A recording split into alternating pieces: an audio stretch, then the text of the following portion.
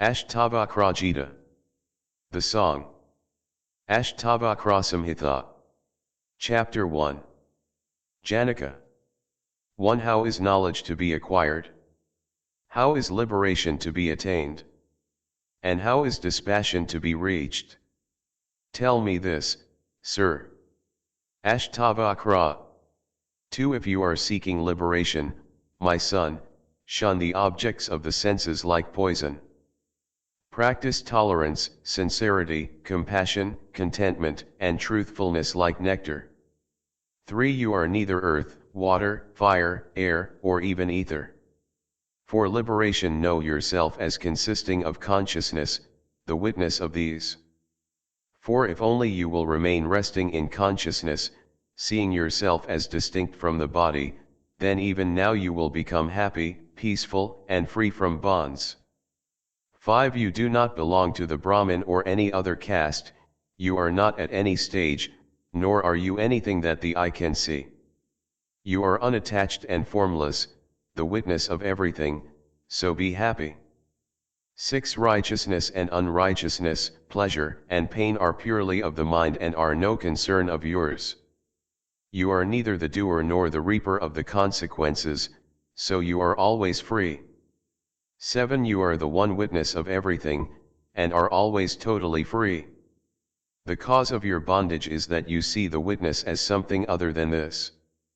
8. Since you have been bitten by the black snake of the self-opinion that I am the doer, drink the nectar of faith in the fact that I am not the doer, and be happy. 9. Burn down the forest of ignorance with the fire of the understanding that I am the one pure awareness, and be happy and free from distress. 10. That in which all this appears, imagined like the snake in a rope, that joy, supreme joy and awareness is what you are, so be happy. 11. If one thinks of oneself as free, one is free, and if one thinks of oneself as bound, one is bound. Here this saying is true, thinking makes it so. 12. Your real nature is as the one perfect, free, and actionless consciousness, the all-pervading witness, unattached to anything, desireless and at peace. It is from illusion that you seem to be involved in samsara. 13. Meditate on yourself as motionless awareness, free from any dualism, giving up the mistaken idea that you are just a derivative consciousness, or anything external or internal. 14. You have long been trapped in the snare of identification with the body. Sever it with the knife of knowledge that I am awareness, and be happy, my son. 15. You are really unbound and actionless, self-illuminating, and spotless already. The cause of your bondage is that you are still resorting to stilling the mind. 16. All of this is really filled by you and strung out in you, for what you consist of is pure awareness, so don't be small-minded. 17. You are unconditioned and changeless, formless and immovable, unfathomable awareness and unperturbable, so hold to nothing but consciousness. 18. Recognize that the apparent is unreal, while the unmanifest is abiding. Through this initiation into truth you will escape falling into unreality again. 19. Just as a mirror exists everywhere both within and apart from its reflected images, so the Supreme Lord exists everywhere within and apart from this body. 20. Just as one and the same all-pervading space exists within and without a jar, so the eternal, everlasting God exists in the totality of things. Chapter 2. Janaka. 1. Truly I am spotless and at peace, the awareness beyond natural causality. All this time I have been afflicted by delusion. 2. As I alone give light to this body, so I do to the world, as a result the whole world is mine, or alternatively nothing is. 3. So now abandoning the body and everything else, by some good fortune or other my true self becomes apparent. 4. Just as waves, foam, and bubbles are not different from water, so all this which has emanated from oneself, is no other than oneself. 5. In the same way that cloth is found to be just thread when analyzed, so when all this is analyzed it is found to be no other than oneself. 6. Just as the sugar produced from the juice of the sugar cane is permeated with the same taste, so all this, produced out of me, is completely permeated with me. 7. From ignorance of oneself, the world appears, and by knowledge of oneself it appears no longer. From ignorance of the rope a snake appears, and by knowledge of it, it appears no longer. 8. Shining is my essential nature, and I am nothing over and beyond that. When the world shines forth, it is simply me that is shining forth. 9. All this appears in me imagined due to ignorance, just as a snake appears in the rope, the mirage of water in the sunlight, and silver in mother of pearl. 10. All this, which has originated out of me, is resolved back into me too, like a jug back into clay, a wave into water, and a bracelet into gold. 11. How wonderful I am! Glory be to me, for whom there is no destruction, remaining even beyond the destruction of the world from Brahma down to the last clump of grass. 12. How wonderful I am! Glory be to me, solitary even though with a body, neither going or coming anywhere, I who abide forever, filling all that is. 13. How wonderful I am! Glory be to me!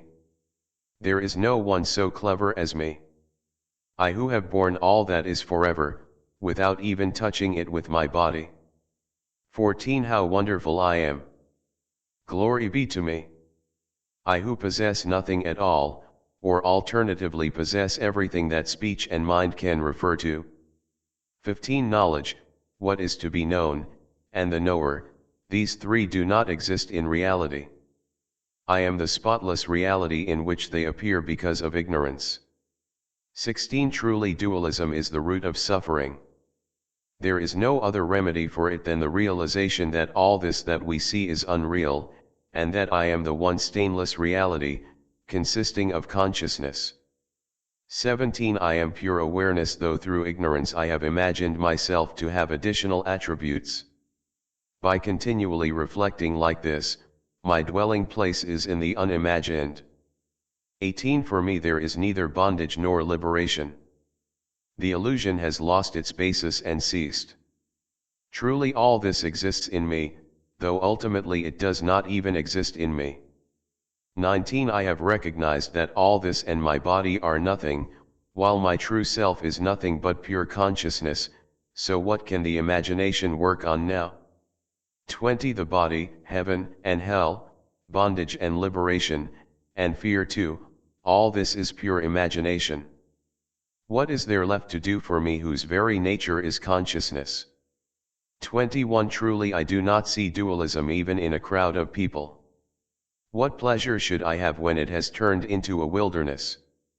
22. I am not the body, nor is the body mine. I am not a living being. I am consciousness. It was my thirst for living that was my bondage.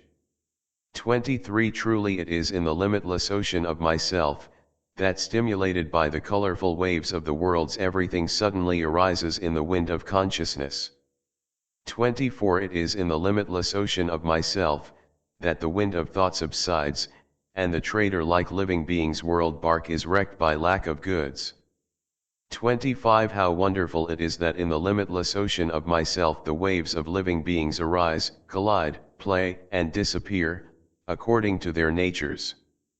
Chapter 3. Ashtavakra. 1. Knowing yourself as truly one and indestructible, how could a wise man possessing self-knowledge like you feel any pleasure in acquiring wealth? 2. Truly, when one does not know oneself, one takes pleasure in the objects of mistaken perception, just as greed arises for the mistaken silver in one who does not know mother of pearl for what it is. 3. All this wells up like waves in the sea. Recognizing, I am that, why run around like someone in need? 4. After hearing of oneself as pure consciousness and the supremely beautiful, is one to go on lusting after sordid sexual objects? 5. When the sage has realized that he himself is in all beings, and all beings are in him, it is astonishing that the sense of individuality should be able to continue. 6. It is astonishing that a man who has reached the supreme non-dual state and is intent on the benefits of liberation should still be subject to lust and held back by sexual activity. 7. It is astonishing that one already very debilitated, and knowing very well that its arousal is the enemy of knowledge, should still hanker after sensuality, even when approaching his last days.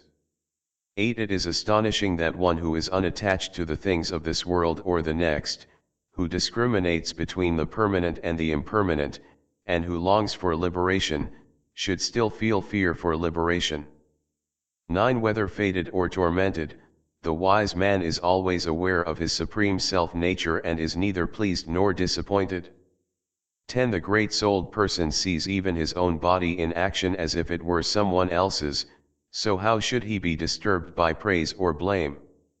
11. Seeing this world as pure illusion, and devoid of any interest in it, how should the strong-minded person feel fear, even at the approach of death? 12. Who is to be compared to the great-souled person whose mind is free of desire even in disappointment, and who has found satisfaction in self-knowledge? 13. How should a strong-minded person, who knows that what he sees is by its very nature nothing, consider one thing to be grasped and another to be rejected? 14. For someone who has eliminated attachment, and who is free from dualism and from desire, an object of enjoyment that comes of itself is neither painful nor pleasurable. Chapter 4. Ashtavakra.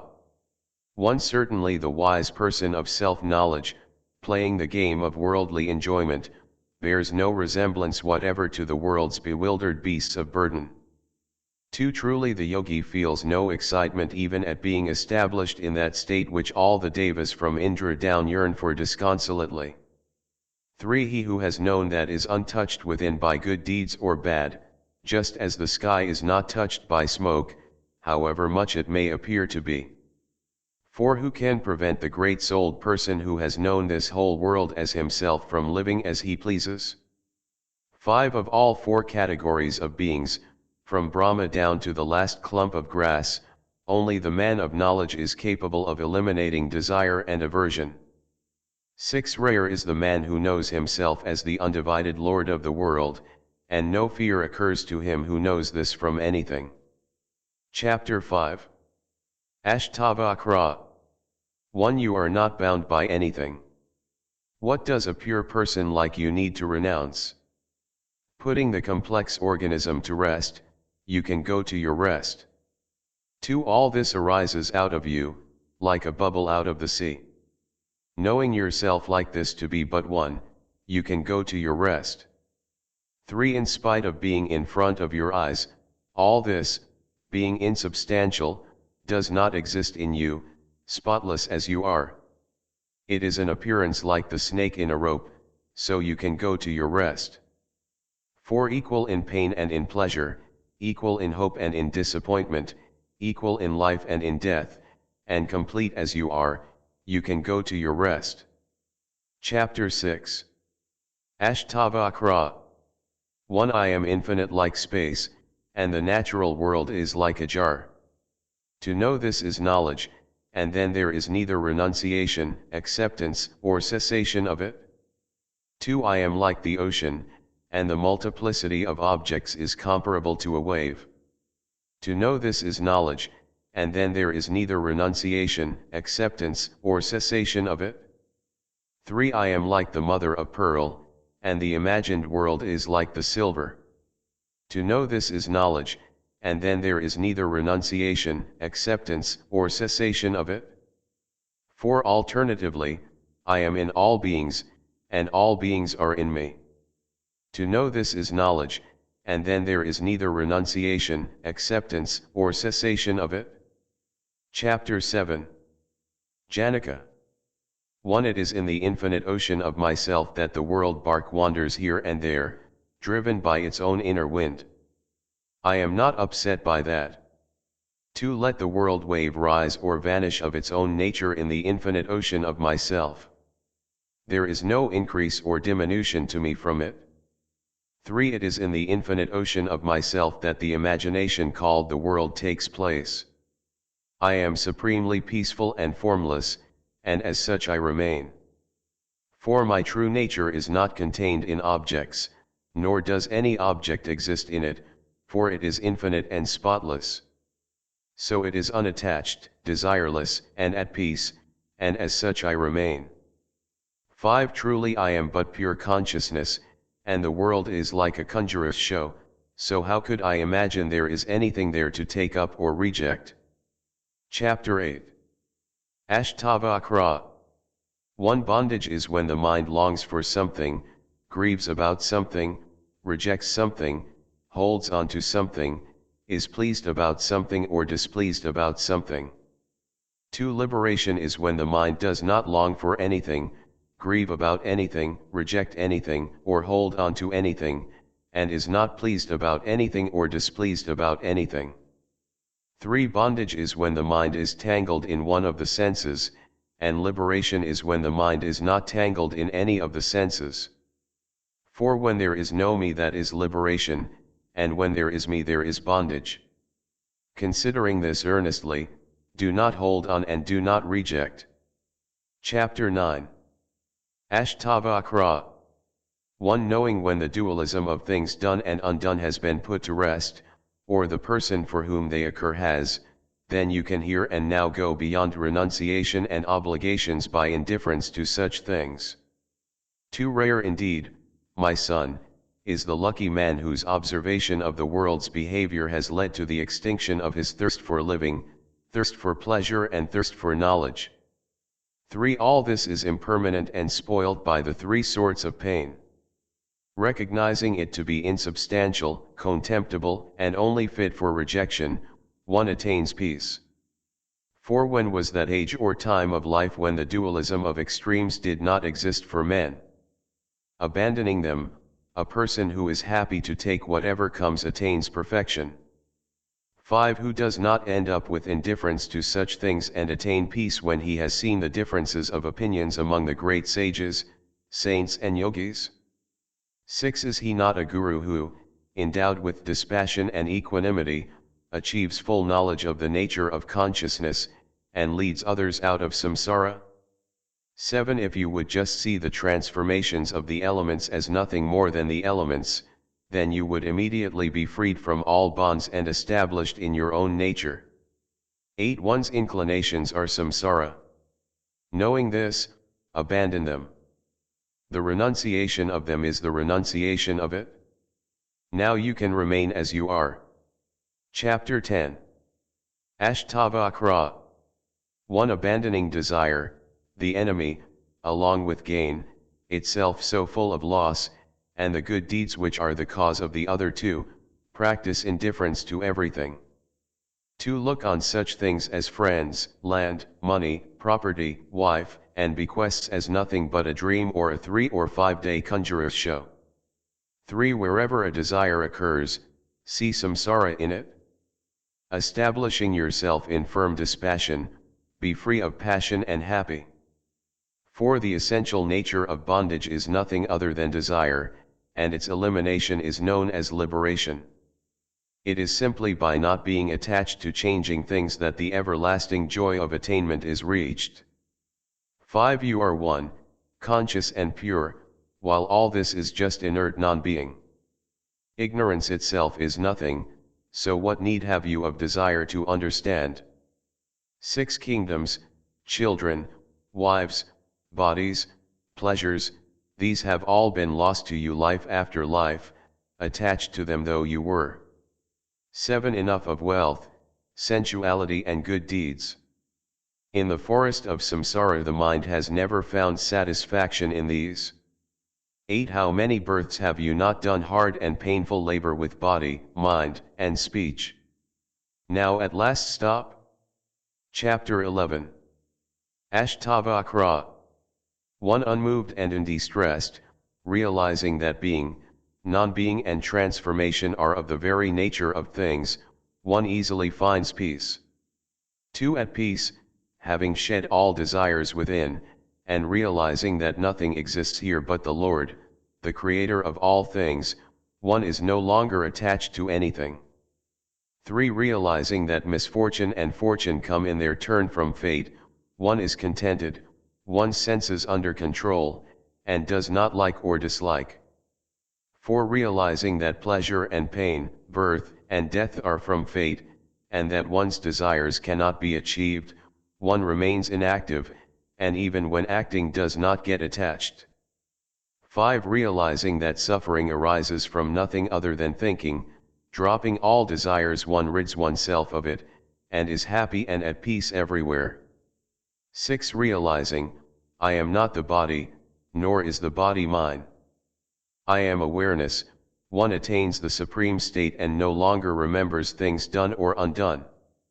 7. Realizing, it is just me, from Brahma down to the last clump of grass, one becomes free from uncertainty, pure, at peace and unconcerned about what has been attained or not. 8. Realizing that all this varied and wonderful world is nothing, one becomes pure receptivity, free from inclinations, and as if nothing existed, one finds peace. Chapter 12. Janaka. 1. First of all I was averse to physical activity, then to lengthy speech, and finally to thinking itself, which is why I am now established. 2. In the absence of delight in sound and the other senses, and by the fact that I am myself not an object of the senses, my mind is focused and free from distraction, which is why I am now established. 3. Owing to the distraction of such things as wrong identification, one is driven to strive for mental stillness.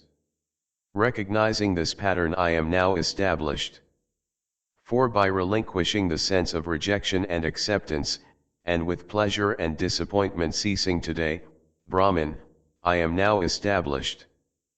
5. Life in a community, then going beyond such a state, meditation, and the elimination of mind-made objects, by means of these I have seen my error, and I am now established.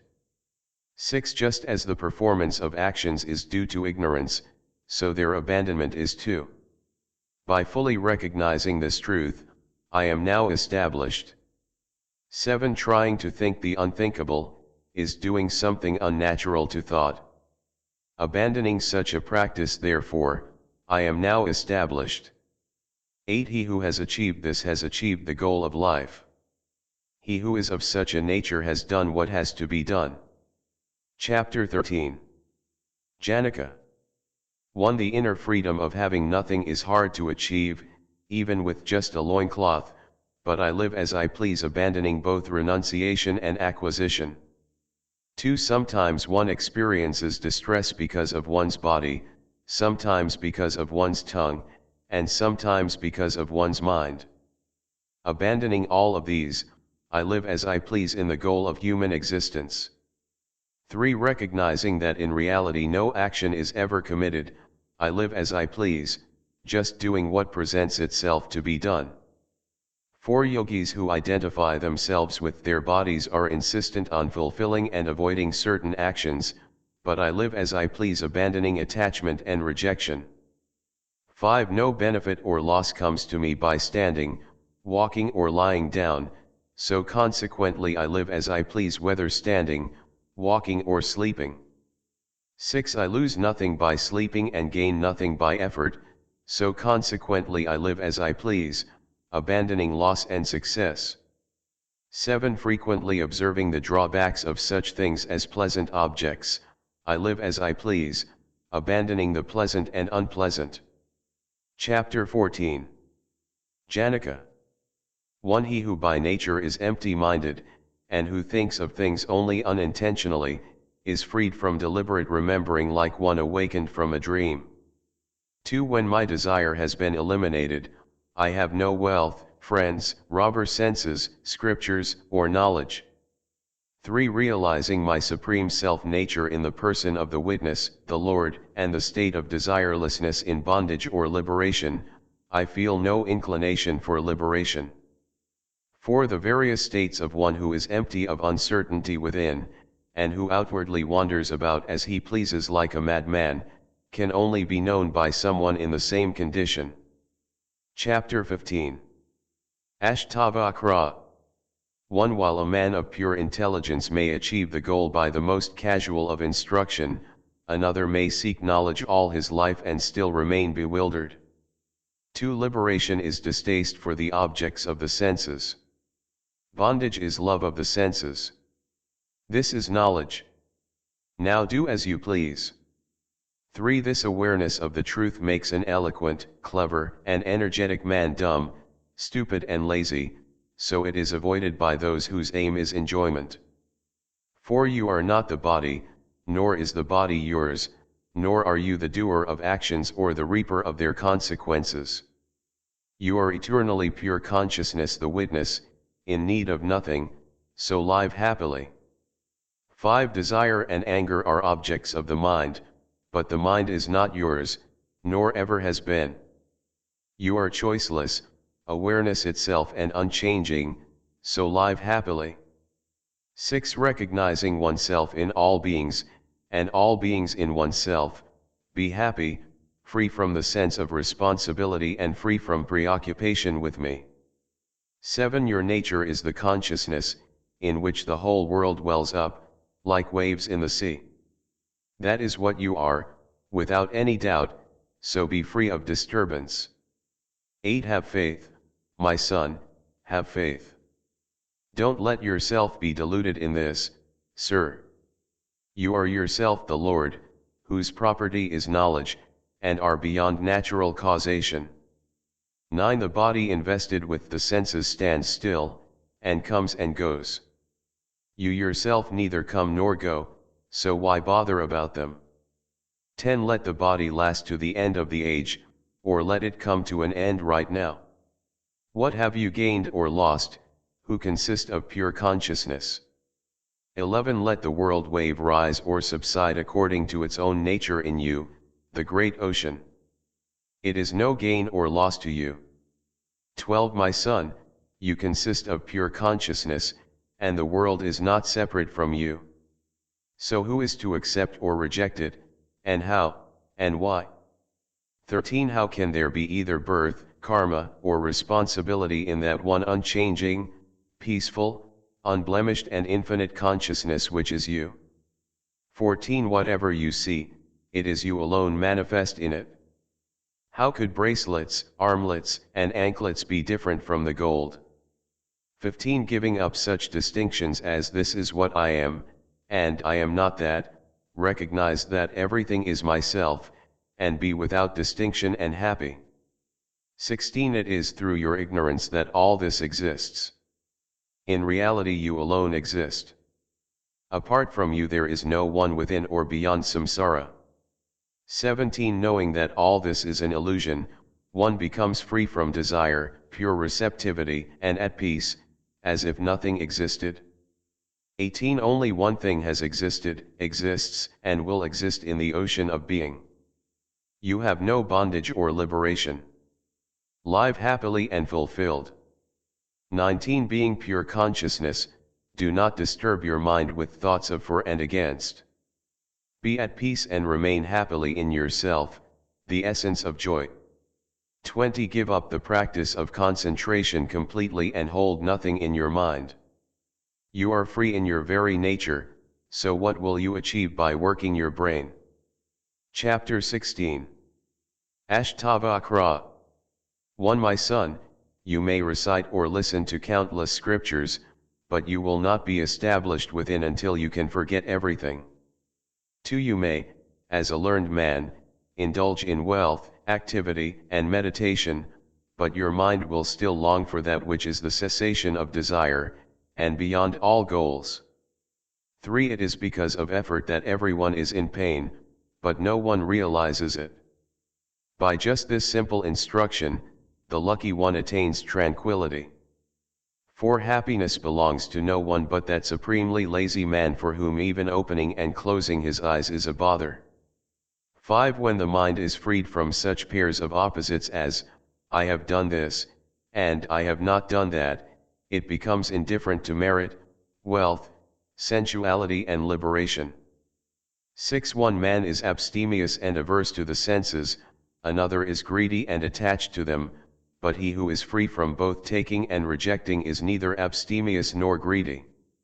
7. So long as desire, which is the state of lack of discrimination, remains, the sense of revulsion and attraction will remain, which is the root and branch of samsara. 8. Desire springs from usage, and aversion from abstention, but the wise man is free from the pairs of opposites like a child, and becomes established. 9. The passionate man wants to be rid of samsara so as to avoid pain, but the dispassionate man is without pain and feels no distress even in it. 10. He who is proud about even liberation or his own body, and feels them his own, is neither a seer or a yogi. He is still just a sufferer. 11. If even Shiva, Vishnu or the lotus-born Brahma were your instructor, until you have forgotten everything you cannot be established within. Chapter 17. Ashtavakra said. 1. He who is content, with purified senses, and always enjoys solitude, has gained the fruit of knowledge and the fruit of the practice of yoga too. 2. The knower of truth is never distressed in this world, for the whole round world is full of himself alone. 3. None of these senses please a man who has found satisfaction within, just as nimble leaves do not please the elephant that has a taste for salaki leaves. 4. Not attached to the things he has enjoyed, and not hankering after the things he has not enjoyed, such a man is hard to find. 5. Those who desire pleasure and those who desire liberation are both found in samsara, but the great-souled man who desires neither pleasure nor liberation is rare indeed. 6. It is only the noble-minded who is free from attraction or repulsion to religion, wealth, sensuality, and life and death too. 7. He feels no desire for the elimination of all this, nor anger at its continuing, so the lucky man lives happily with whatever means of sustenance presents itself. 8. Thus fulfilled through this knowledge, contented and with the thinking mind emptied, he lives happily just seeing, hearing, feeling, smelling and tasting. 9. In him for whom the ocean of samsara has dried up, there is neither attachment or aversion. His gaze is vacant, his behavior purposeless, and his senses inactive. 10. Surely the supreme state is everywhere for the liberated mind. He is neither awake or asleep, and neither opens or closes his eyes. 11. The liberated man is resplendent everywhere, free from all desires. Everywhere he appears self-possessed and pure of heart. 12. Seeing, hearing, feeling, smelling, tasting, speaking and walking about, the great-souled man who is freed from trying to achieve or avoid anything is free indeed. 13. The liberated man is free from desires everywhere. He does not blame, does not praise, does not rejoice, is not disappointed, and neither gives nor takes. 14. When a great-souled one is equally unperturbed in mind and self-possessed at the sight of a woman full of desire and at approaching death, he is truly liberated. 15. There is no distinction between pleasure and pain, man and woman, success and failure for the wise man who looks on everything as equal. 16. There is no aggression or compassion, no pride or humility, no wonder or confusion for the man whose days of running about are over. 17. The liberated man is not averse to the senses and nor is he attached to them.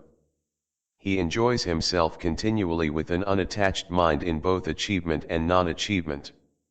18. One established in the absolute state with an empty mind does not know the alternatives of inner stillness and lack of stillness, and of good and evil. 19. Free of me and mine and of a sense of responsibility, aware that nothing exists, with all desires extinguished within, a man does not act even in acting. 20. He whose thinking mind is dissolved achieves the indescribable state and is free from the mental display of delusion, dream, and ignorance. Chapter 18. Ashtavakra. 1. Praise be to that by the awareness of which delusion itself becomes dream-like, to that which is pure happiness, peace, and light.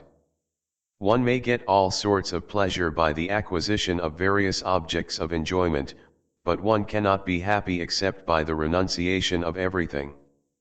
18.2. How can there be happiness, for one who is burnt inside by the blistering sun of the pain of things that need doing, without the rain of the nectar of peace? 18.3. This existence is just imagination. It is nothing in reality, but there is no non-being for natures that know how to distinguish being from non-being. 18.4. The realm of one's own self is not far away, and nor can it be achieved by the addition of limitations to its nature. It is unimaginable, effortless, unchanging, and spotless. 18.5. By the simple elimination of delusion and the recognition of one's true nature, those whose vision is unclouded live free from sorrow. 18.6. Knowing everything as just imagination, and himself as eternally free, how should the wise man behave like a fool? 18.7. Knowing himself to be God and being and non-being just imagination, what should the man free from desire learn, say, or do? 18.8. Considerations like I am this or I am not this are finished for the yogi who has gone silent, realizing everything is myself. 18.9. For the yogi who has found peace, there is no distraction or one-pointedness, no higher knowledge or ignorance, no pleasure and no pain. 18.10. The dominion of heaven or beggary, gain or loss, life among men or in the forest, these make no difference to a yogi whose nature it is to be free from distinctions. 18.11. There is no religion, wealth, sensuality, or discrimination for a yogi free from the pairs of opposites such as I have done this and I have not done that. 18.12. There is nothing needing to be done, or any attachment in his heart for the yogi liberated while still alive. Things are just for a lifetime. 18.13. There is no delusion, world, meditation on that, or liberation for the pacified great soul. All these things are just the realm of imagination. 18.14. He by whom all this is seen may well make out he doesn't exist, but what is the desireless one to do? Even in seeing he does not see. 18.15. He by whom the Supreme Brahma is seen may think I am Brahma, but what is he to think who is without thought, and who sees no duality? 18.16. He by whom inner distraction is seen may put an end to it, but the noble one is not distracted. When there is nothing to achieve, what is he to do? 18.17. The wise man, unlike the worldly man, does not see inner stillness, distraction, or fault in himself, even when living like a worldly man. 18.18. Nothing is done by him who is free from being and non-being, who is contented, desireless, and wise, even if in the world's eyes he does act. 18.19. The wise man who just goes on doing what presents itself for him to do, encounters no difficulty in either activity or inactivity. 18.20. He who is desireless, self-reliant, independent, and free of bonds functions like a dead leaf blown about by the wind of causality. 18.21.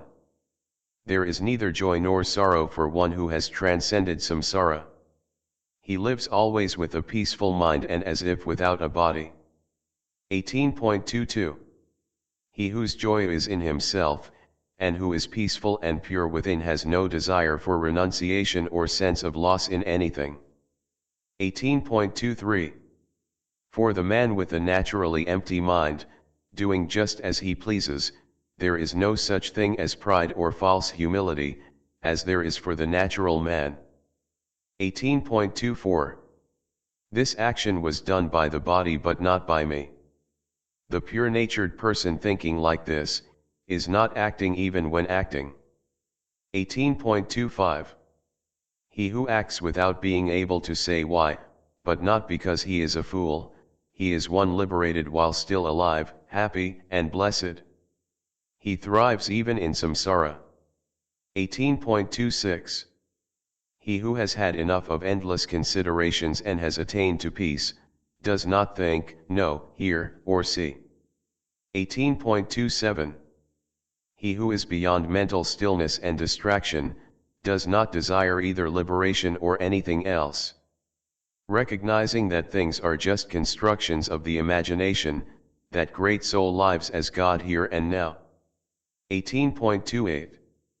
He who feels responsibility within, acts even when not acting, but there is no sense of done or undone for the wise man who is free from the sense of responsibility. 18.29.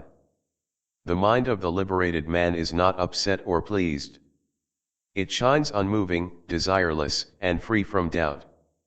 18.30. He whose mind does not set out to meditate or act, meditates and acts without an object. 18.31. A stupid man is bewildered when he hears the real truth, while even a clever man is humbled by it just like the fool. 18.32. The ignorant make a great effort to practice one-pointedness and the stopping of thought, while the wise see nothing to be done and remain in themselves like those asleep. 18.33. The stupid does not attain cessation whether he acts or abandons action, while the wise man find peace within simply by knowing the truth. 18.34. People cannot come to know themselves by practices, pure awareness, clear, complete, beyond multiplicity and faultless though they are. 18.35. The stupid does not achieve liberation even through regular practice, but the fortunate remains free and actionless simply by discrimination. 18.36. The stupid does not attain Godhead because he wants to become it, while the wise man enjoys the supreme Godhead without even wanting it. 18.37. Even when living without any support and eager for achievement, the stupid are still nourishing samsara, while the wise have cut at the very root of its unhappiness. 18.38. The stupid does not find peace because he is wanting it, while the wise discriminating the truth is always peaceful-minded. 18.39. How can there be self-knowledge for him whose knowledge depends on what he sees? The wise do not see this and that, but see themselves as unending. 18.40. How can there be cessation of thought for the misguided who is striving for it? Yet it is there always naturally for the wise man delighted in himself. 18.41. Some think that something exists, and others that nothing does. Rare is the man who does not think either, and is thereby free from distraction. 18.42. Those of weak intelligence think of themselves as pure non-duality, but because of their delusion do not know this, and remain unfulfilled all their lives. 18.43.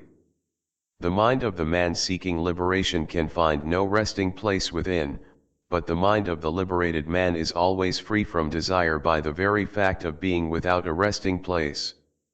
18.44. Seeing the tigers of the senses, the frightened refuge seekers at once enter the cave in search of cessation of thought and one-pointedness. 18.45. Seeing the desireless lion, the elephants of the senses silently run away, or, if they cannot, serve him like courtiers. 18.46. The man who is free from doubts and whose mind is free does not bother about means of liberation. Whether seeing, hearing, feeling, smelling or tasting, he lives at ease. 18.47. He whose mind is pure and undistracted from the simple hearing of the truth sees neither something to do nor something to avoid nor a cause for indifference. 18.48. The straightforward person does whatever arrives to be done, good or bad, for his actions are like those of a child. 18.49. By inner freedom one attains happiness, by inner freedom one reaches the supreme, by inner freedom one comes to absence of thought, by inner freedom to the ultimate state. 18.50. When one sees oneself as neither the doer nor the reaper of the consequences, then all mind waves come to an end. 18.51. The spontaneous unassumed behavior of the wise is noteworthy, but not the deliberate, intentional stillness of the fool. 18.52. The wise who are rid of imagination, unbound and with unfettered awareness may enjoy themselves in the midst of many goods, or alternatively go off to mountain caves. 18.53.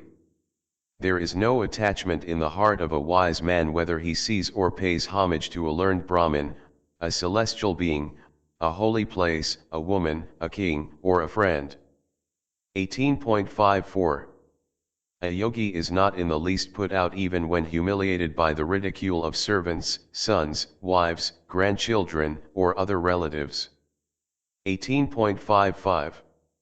Even when pleased he is not pleased, not suffering even when in pain. Only those like him can know the wonderful state of such a man.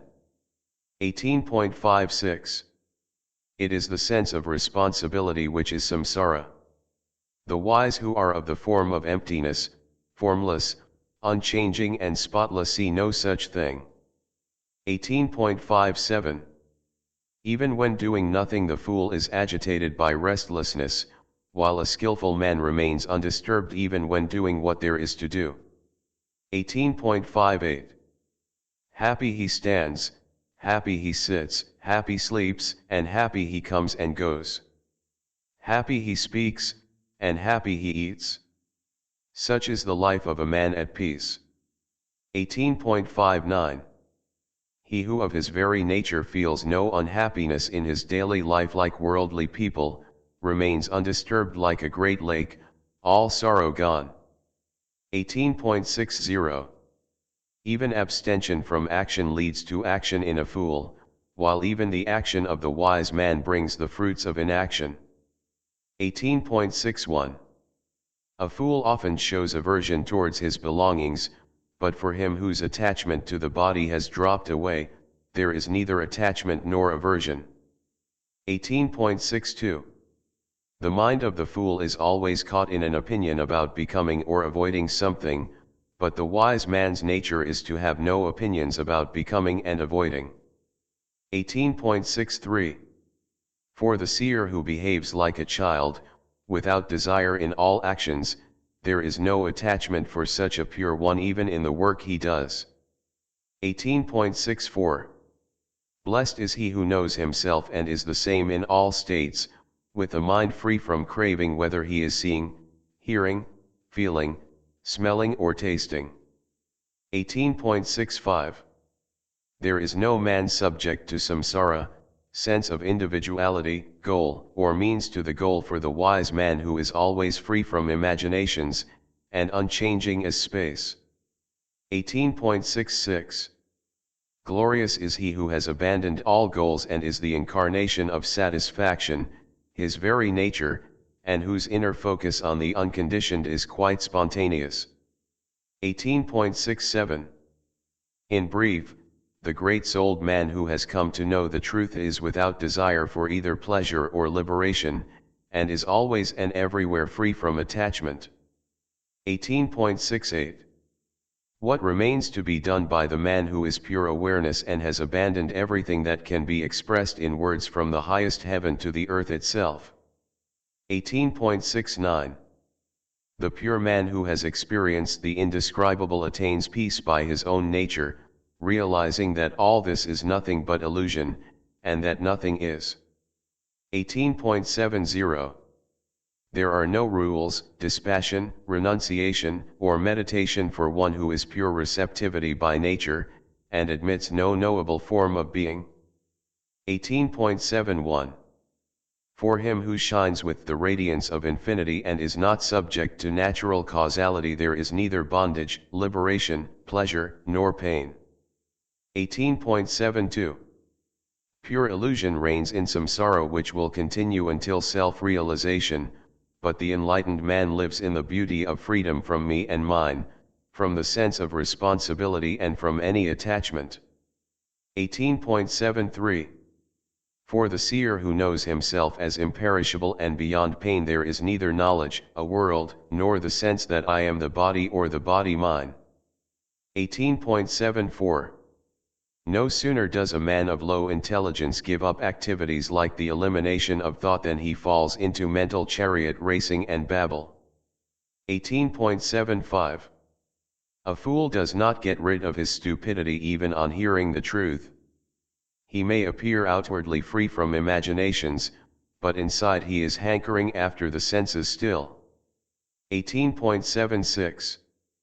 Though in the eyes of the world he is active, the man who has shed action through knowledge finds no means of doing or speaking anything. 18.77. For the wise man who is always unchanging and fearless, there is neither darkness nor light nor destruction, nor anything. 18.78.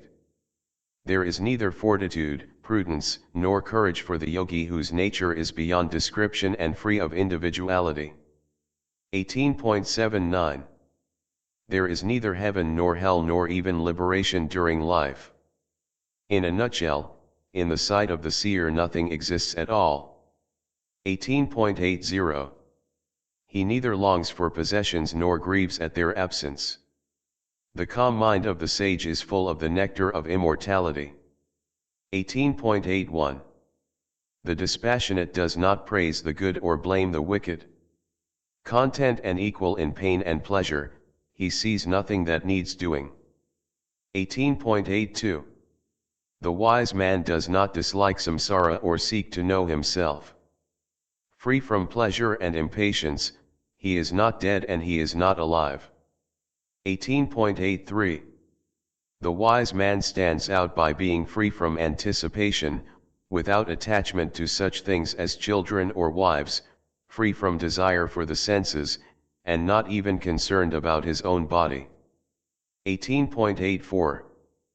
Peace is everywhere for the wise man who lives on whatever happens to come to him, going to wherever he feels like, and sleeping wherever the sun happens to set. 18.85. Let his body rise or fall. The great souled one gives it no thought, having forgotten all about samsara in coming to rest on the ground of his true nature. 18.86. The wise man has the joy of being complete in himself and without possessions, acting as he pleases, free from duality and rid of doubts, and without attachment to any creature. 18.87. The wise man excels in being without the sense of me. Earth, a stone, or gold are the same to him. The knots of his heart have been rent asunder, and he is freed from greed and blindness. 18.88. Who can compare with that contented, liberated soul who pays no regard to anything and has no desire left in his heart? 18.89. Who but the upright man without desire knows without knowing, sees without seeing and speaks without speaking? 18.90. Beggar or king, he excels who is without desire, and whose opinion of things is rid of good and bad. 18.91. There is neither dissolute behavior nor virtue, nor even discrimination of the truth for the sage who has reached the goal and is the very embodiment of guileless sincerity. 18.92. How can one describe what is experienced within by one desireless and free from pain, and content to rest in himself, and of whom? 18.93. The wise man who is contented in all circumstances is not asleep even in deep sleep, not sleeping in a dream, nor waking when he is awake. 18.94. The seer is without thoughts even when thinking, without senses among the senses, without understanding even in understanding, and without a sense of responsibility even in the ego. 18.95. Neither happy nor unhappy, neither detached nor attached, neither seeking liberation nor liberated, he is neither something nor nothing. 18.96. Not distracted in distraction, in mental stillness not poised, in stupidity not stupid, that blessed one is not even wise in his wisdom. 18.97. the liberated man is self-possessed in all circumstances and free from the idea of done and still to do. He is the same wherever he is and without greed. He does not dwell on what he has done or not done. 18.98. He is not pleased when praised nor upset when blamed. He is not afraid of death nor attached to life. 18.99. A man at peace does not run off to popular resorts or to the forest. Whatever and wherever, he remains the same. 18.100. Chapter 19. Janaka. Using the tweezers of the knowledge of the truth, I have managed to extract the painful thorn of endless opinions from the recesses of my heart. 19.1. For me, established in my own glory, there is no religion, sensuality, possessions, philosophy, duality, or even non-duality. 19.2. For me, established in my own glory, there is no past, future, or present. There is no space or even eternity. 19.3. For me, established in my own glory, there is no self or non-self, no good or evil, no thought or even absence of thought. 19.4. For me, established in my own glory, there is no dreaming or deep sleep, no waking nor fourth state beyond them, and certainly no fear. 19.5. For me, established in my own glory, there is nothing far away and nothing near, nothing within or without, nothing large and nothing small. 19.6. For me, established in my own glory, there is no life or death, no worlds or things of the world, no distraction and no stillness of mind. 19.7. For me, remaining in myself, there is no need for talk of the three goals of life, of yoga, or of knowledge. 19.8. Chapter 20. Janaka. In my unblemished nature there are no elements, no body, no faculties, no mind. There is no void and no anguish. 20.1. For me, free from the sense of dualism, there are no scriptures, no self-knowledge, no mind free from an object, no satisfaction, and no freedom from desire. 20.2. There is no knowledge or ignorance, no me, this or mine, no bondage, no liberation, and no property of self-nature. 20.3. For him who is always free from individual characteristics, there is no antecedent causal action, no liberation during life, and no fulfillment at death. 20.4. For me, free from individuality, there is no doer and no reaper of the consequences, no cessation of action, no arising of thought, no immediate object, and no idea of results. 20.5. There is no world, no seeker for liberation, no yogi, no seer, no one bound and no one liberated. I remain in my own non-dual nature. 20.6. There is no emanation or return, no goal, means, seeker or achievement. I remain in my own non-dual nature. 20.7. For I am forever unblemished, there is no judge, no standard, nothing to judge, and no judgment. 20.8. For I am forever actionless, there is no distraction or one-pointedness of mind, no lack of understanding, no stupidity, no joy, and no sorrow. 20.9. For I am always free from deliberations, there is neither conventional truth nor absolute truth, no happiness, and no suffering. 20.10. For I am forever pure, there is no illusion, no samsara, no attachment or detachment, no living being and no God. 20.11. For I am forever immovable and indivisible, established in myself, there is no activity or inactivity, no liberation, and no bondage. 20.12. For I am blessed and without limitation, there is no initiation or scripture, no disciple or teacher, and no goal of human existence. 20.13. There is no being or non-being, no unity or dualism. What more is there to say? Nothing arises out of me. 20.14. Translator's notes. Nothing seems to be known about the author, though tradition ascribes it to the sage Ashtavakra, hence the name. There is little doubt though that it is very old, probably dating back to the days of the classic Vedanta period. The Sanskrit style and the doctrine expressed would seem to warrant this assessment.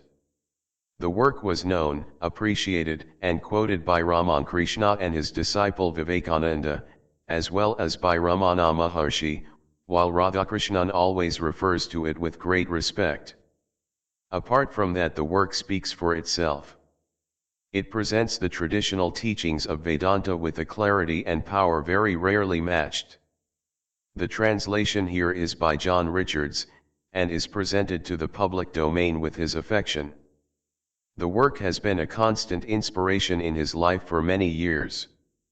May it be so for many others.